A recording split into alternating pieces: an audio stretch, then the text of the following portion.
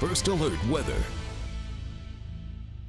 All right, you'd have to dig out or wait a month for this to all melt. Look at this pile of snow from Robert in Milford. That's sent us to WIBW.com or the weather page. Just look for weather pics. You can check out hundreds of these from folks around the area or submit pictures that you have as well. I'd love to check them out. This is from Kelsey in White City.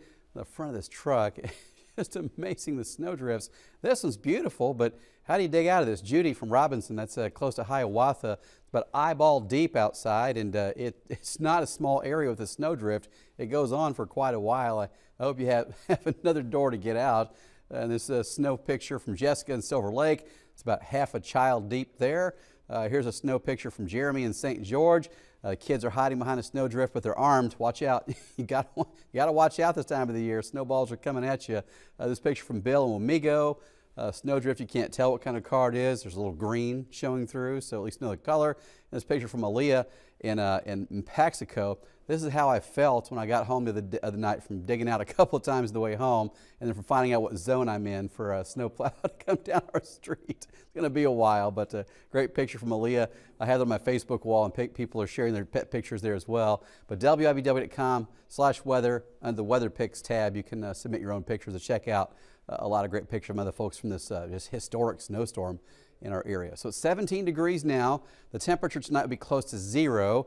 That means that some of the solutions they use to melt snow and melt ice, some of those stop working when you get close to 0. So that's what the temperature will be tonight. If you have to be on the roads, it's already a mess, but keep in mind as the temperature is close to 0, it will get even slicker.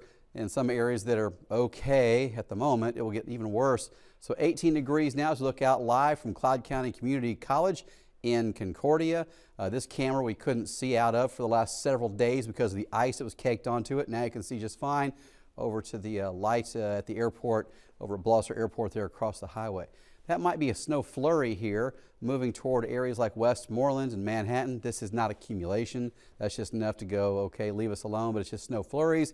It's light. Temperatures in the teens for everybody with winds that are light from the northwest at 5 to 8 miles per hour, and the wind chill values are still frigid. It feels like 2 in Emporia. It feels like 9 right now in Marysville. So overnight we're expecting to see temperatures slowly falling into the single digits by sunrise, down to 0 or -1 by sunrise tomorrow morning. Look at this, -15 for the wind chill tomorrow morning, with highs tomorrow between 19 degrees and about 28. So we stay below freezing all day, not melting any snow, or at least not very much of it with this. And solar energy can heat up the pavement enough to melt some snow, even with temperatures that cold, but it won't melt very much.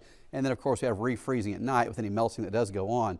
There's a chance of snow Thursday night. That's a big storm that goes to our south. It's just big enough it may send an inch of snow our way, maybe at the most, but temperatures do stay below freezing the entire 8-day forecast, and tonight is the coldest of those days. And again, if you're going to be on the roads tonight, some of those different salt solutions that they use to clear up roadways don't work as well when the temperature gets that cold, so just something to keep in mind. But things are getting